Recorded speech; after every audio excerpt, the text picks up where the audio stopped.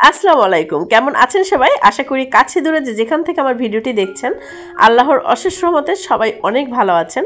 আলহামদুলিল্লাহ, আমরাও ভালো আছি। এই খাবারটা কিন্তু হাট বাজারে প্রায় দেখা যায়, আর আমার কিন্তু খুব পছন্দের একটি খাবার। আমার ছোটবেলার স্মৃতির সাথে যেগুলো জড়িত সেই খাবারগুলো বরাবরই আমি খুব পছন্দ করি। বিশেষ করে মিষ্টি জাতীয় জিনিস, সেটা যাই হোক না কেন, মিষ্টি জাতীয় হলেই আমার বেশ ভালো লাগে খেতে। এই রেসিপিটি যখন তৈরি করছিলাম আমার বাচ্চারা কিন্তু পাশে একবারে দাঁড়িয়েই ছিল। তারা নাকি ঘ্রাণে অস্থির হয়ে গেছে, এতটা মজার একটা ফ্লেভার, খেতেও অসম্ভব মজা। মাত্র 2 থেকে 4টা উপকরণ দিয়ে কিন্তু আপনি বাসায় তৈরি করে ফেলতে পারবেন এতটা মজার একটা রেসিপি। চলুন ভিডিওটি শুরু করা যাক, আশা করি আপনাদের কাছে ভালো লাগবে।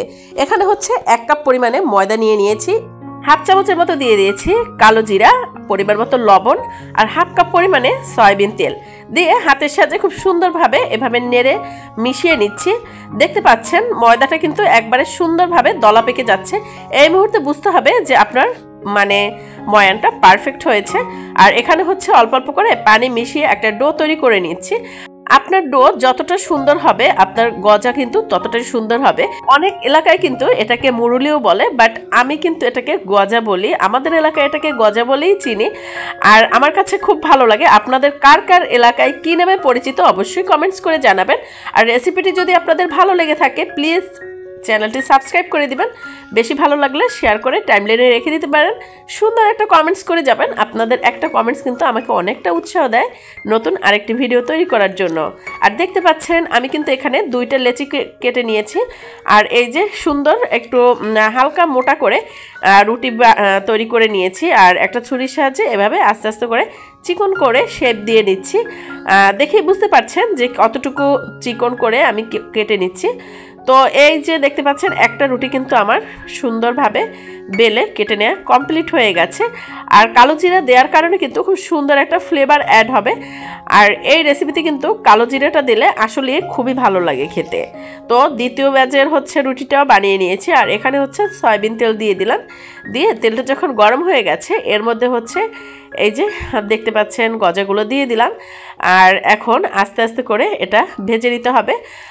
হাই হিট দেওয়া যাবে না, হাই হিট দিলে কিন্তু কালচে হয়ে যাবে, মধ্যটা কাঁচা থাকবে।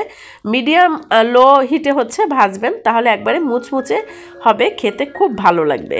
আমার বাচ্চারা কিন্তু খুব পছন্দ করেছে।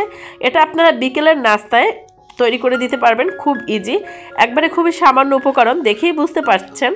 তো সবার বাসায় এই জিনিসগুলো থাকে। আপনারা বিকেলের নাস্তার জন্য কিন্তু এভাবে বানিয়ে কৌটো ভরে রেখে দিতে পারেন। প্রায় 5 থেকে 6 দিনের মতো সুন্দরভাবে সংরক্ষণ করতে পারবেন, একবারে মুচমুচে থাকবে। এর থেকে বেশি দিনও সংরক্ষণ করে রাখা যায়, বাট আমি যখনই বানিয়েছি সাথে সাথেই কিন্তু শেষ হয়ে গেছে। আর দেখতে পাচ্ছেন কালারটা কতটা সুন্দর আসছে। অন্য একটা কড়াইয়ের মধ্যে হাফ কাপের মতো আখের গুড় নিয়ে নিয়েছি, আপনারা এখানে খেজুর গুড়টাও ব্যবহার করতে পারবেন। দিয়ে খুবই সামান্য পরিমাণে পানি অ্যাড করেছি, প্রায় 1 চামচের মতো পানি দিয়ে দিয়েছি। পানি দেওয়ার পরে একটু নেড়ে চেড়ে নিচ্ছি। আর এখানে হাফ চামচের মতো আদা দিয়ে দিয়েছি। আদার কারণে কিন্তু অনেক সুন্দর একটা ঘ্রাণ আসতেছিল। আদা আর গুড় এভাবে সুন্দর করে আস্তে আস্তে করে নেড়ে নিতে হবে। এই মুহূর্তে কিন্তু চুলার আঁচটা কমিয়েই রাখতে হবে, বেশি হিট দেওয়া যাবে না, তাহলে কিন্তু গুড় পুড়ে কালো হয়ে যাবে। আস্তে আস্তে করে এভাবে নেড়ে নেড়ে নিতে হবে যাতে করে গুড়গুলো সুন্দরভাবে গলে যায়। আর দেখতে পাচ্ছেন খুব সুন্দরভাবে একবারে লিকুইড হয়ে গেছে। গুড় কিন্তু নাড়তে নাড়তে একবারে ঘন করে নিতে হবে, পাতলা রাখা যাবে না, তাহলে কিন্তু জমাট বাঁধবে না। আর এই যে দেখতে পাচ্ছেন একটা কাপের মধ্যে অল্প একটু পানি নিয়ে নিয়েছি, এর মধ্যে হচ্ছে একটু গুড় দিয়ে দিলাম।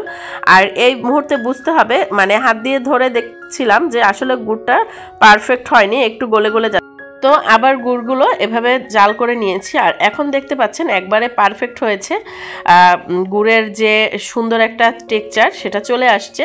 আর এর মধ্যে হচ্ছে এখন দিয়ে দিয়েছি ওই যে ভেজে রাখা মুরুলিগুলো বা গজা যাই বলি না কেন, দিয়ে এখন সুন্দর করে গুড়ের মধ্যে নেড়েচেড়ে মিশিয়ে নিচ্ছি। এটা কিন্তু তোলার পরে একেবারে শক্ত হয়ে যাবে। বাজারে যেটা আমরা কিনে খাই ঠিক সেরকমের গুড়ের যেটা বানিয়ে থাকে, একটা হয় হচ্ছে চিনির যেটা সাদা হয়, আর যেটা গুড়ের হয় একটু লালচে হয়। তো এই যে দেখতে পাচ্ছেন আমার কিন্তু মুরুলি বানানো কমপ্লিট হয়ে গেছে।